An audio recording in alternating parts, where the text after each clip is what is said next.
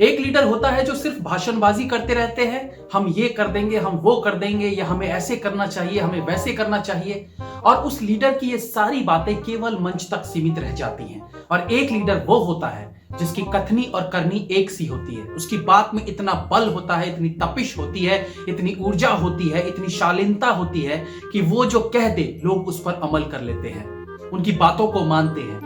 ऐसी ही एक मौसमी नेता है प्रियंका वाड्रा, जो फिलहाल चुनावी सीजन में नेता बनी हुई हैं। पिछले 6 महीनों से प्रियंका जी ने उत्तर प्रदेश में अपनी पार्टी को बड़ा करने के लिए क्या क्या नहीं किया।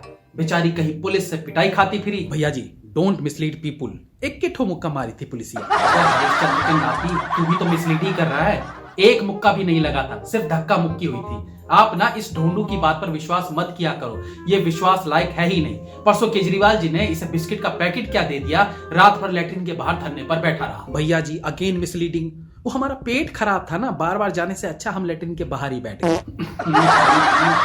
तो किसने कहा था केजरीवाल की बिस्किट खाने को? जमाल घोटा डाल के दे दिया होगा बिस्किट में। बड़ा टोंटिंग करता था ना मेरी वीडियो के बीच में, सर जी ये है, सर जी वो है। अब देख लिया ना सर जी कैसे हैं।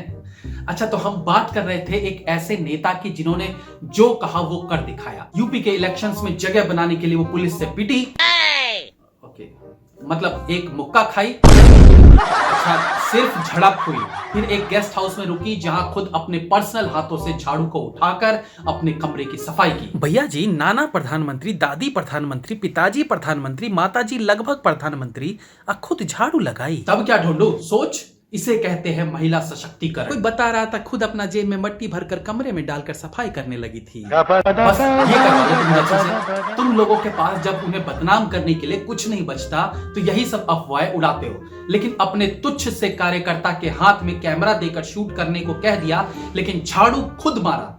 ये इंसानियत नहीं दिखी तुम्हें? ब्लडी ढोंडू, जलता है तू। अच्छा रुकिए तनी, हम वॉशरूम से आते हैं, यू कंटिन्यू। लगता है केजरीवाल जी ढंग से बदला ले रहे हैं इससे। तो यूपी में जगह बनाने के लिए सारे हथकंडे अपना लेने के बाद इस बार वो नई सोच और नई उमंग के साथ आई हैं और फोकस किया महिलाओं पर। हाँ, लेकिन एको को सीट महिला को दिए नहीं है कांग्रेस। तू अपना बिजनेस देखना, जो तू अभी कर रहा है वो अपना देखेंगी। Her business is her business, none of your business. तो महिला सशक्तिकरण पर फोकस का जिम्मा उठाया और फिर शुरू हुआ नारा और स्लोगन्स लिखवाने का सिलसिला। बहुत सारे स्लोगन्स के बाद एक स्लोगन प्रियंका जी को भा गया और तय हुआ कि इसी नारे के साथ इस बार यूपी में जीत का परचम वो लहराने वाली है। नारा था, लड़की हूं लड़ सकती हूं। राजस्थान में इनका नारा है, लड़की हो खुद लड़ लो।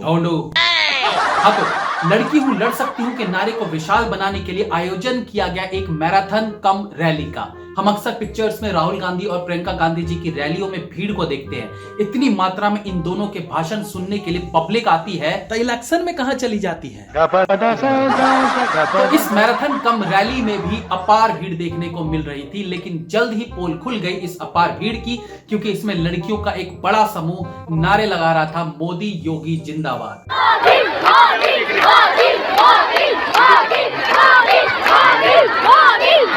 मेमोरी कार्ड से वीडियो चलानी, मैंने रिकॉर्ड किया। ब्लडी पुअर गर्ल्स, कैसे कैसे लोग आ जाते हैं रैलियों में। जरा भी अकल नहीं थी लड़कियों में, कहां बोलना है, किसके सामने बोलना है, क्या बोलना है, जरा भी अकल नहीं है। अरे भाई, मोदी योगी फैन थे तो प्रियंका जी की रैली में सिर्फ उन्हें चिढ़ाने आए थे क्या? इतनी हिम्मत आई कैसे इनमें? प्रियंका जी से। पागल आदमी, प्रियंका जी से कैसे? लड़की हूं लड़ सकती हूं और लड़ी भी। कांग्रेस के कार्यकर्ताओं ने उनके साथ मारपीट की और उनके सामान आदि को वहां से फेंक दिया गया। और प्रियंका जी यूपी में चली है महिला सशक्तिकरण लाने, महिलाओं को मजबूत बनाने।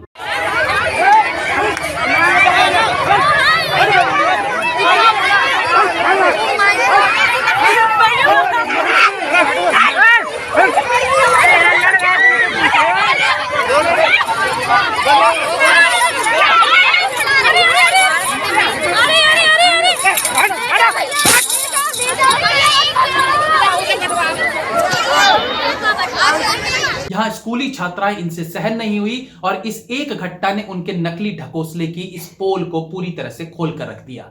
जय हिंद, वंदे मातरम। हो गया भैया जी।